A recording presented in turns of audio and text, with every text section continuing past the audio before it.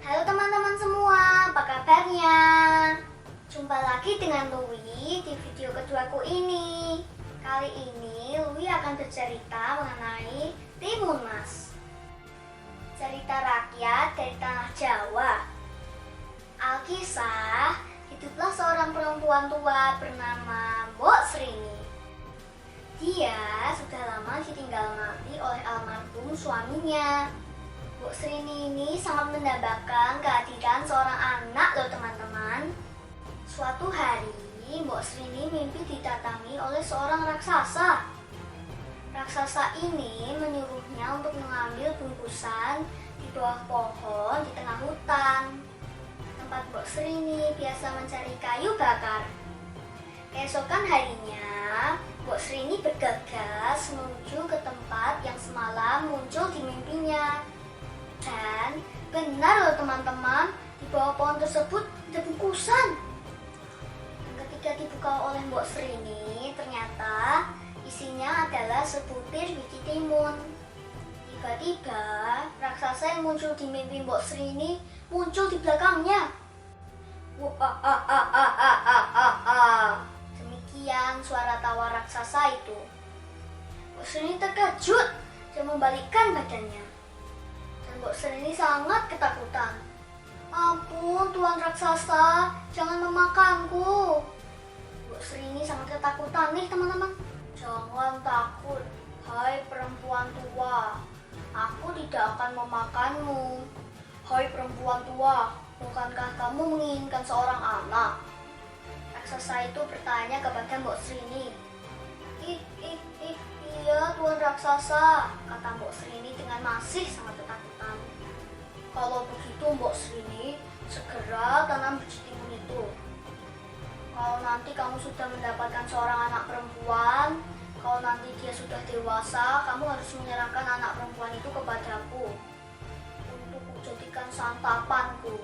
Raksasa itu berkata demikian kepada Mbok Srini, teman-teman. Nah, karena Mbok Srini ini sudah sangat lama menginginkan seorang anak, akhirnya Mbok Srini menyetujui kata-kata raksasa itu. Dan Mbok Srini menjawab, baiklah Tuan raksasa, aku berjanji akan menyerahkan anak perempuan ini kepadamu jika kelak nanti dia sudah dewasa. Kemudian raksasa itu menghilang. Dan kemudian Mbok Srini bergegas menuju ke ladangnya untuk menanam biji timun itu. Mbok Srini merawat tanaman itu dengan sepenuh hati loh teman-teman. Sampai akhirnya tanaman timun itu berbuah. Hingga waktu buah timun itu masak, buahnya itu tuh besar banget teman-teman. Melebihi buah timun pada umumnya. Dan warnanya pun kuning keemasan. Cantik banget pokoknya teman-teman. Mbok Srini memetik buah timun itu dengan susah payah dan membawa buah timun itu ke gubuknya. Lalu Mbok Srini membelah buah timun itu. Tara! Apa yang terjadi teman-teman? Mbok Srini melihat bayi perempuan yang cantik banget.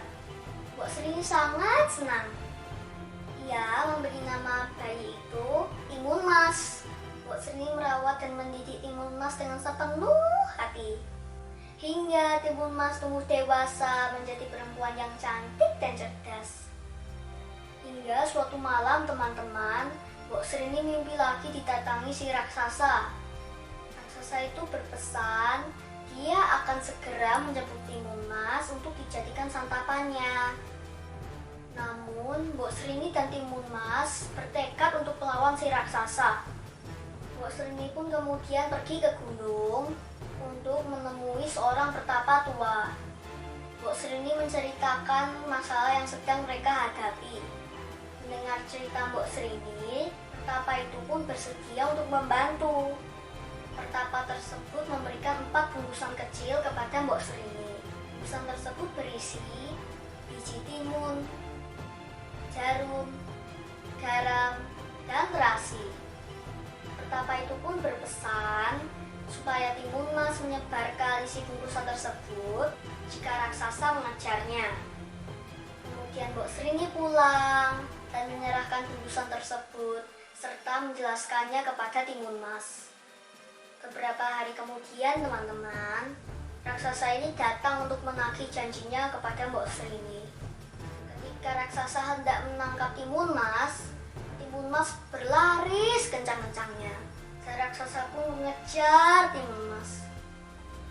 Pertama, Timun Mas melemparkan bungkusan berisi biji timun.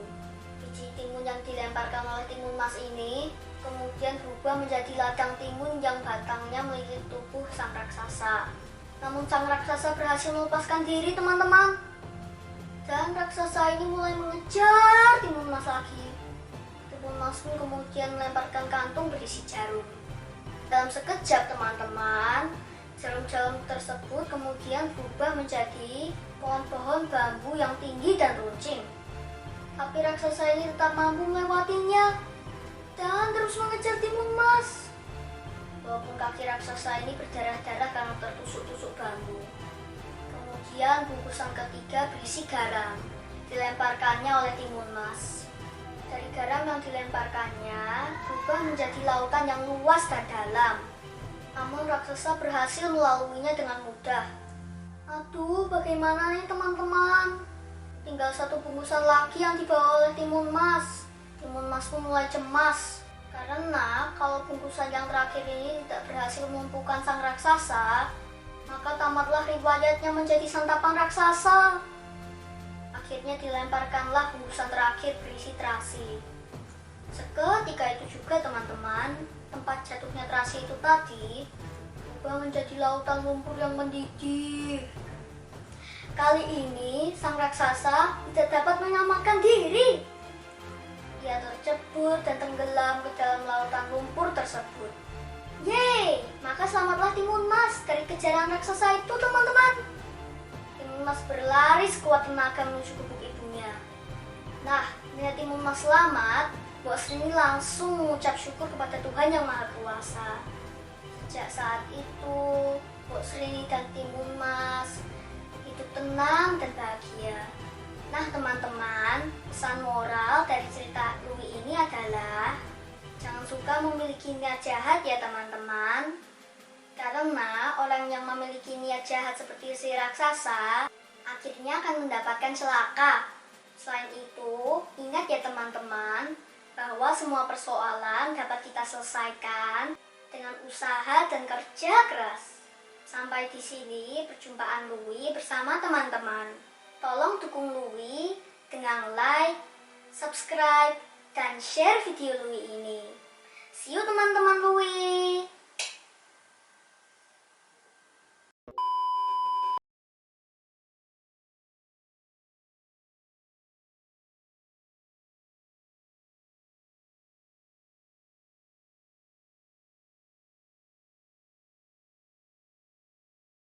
Internal temp high allow it to cool.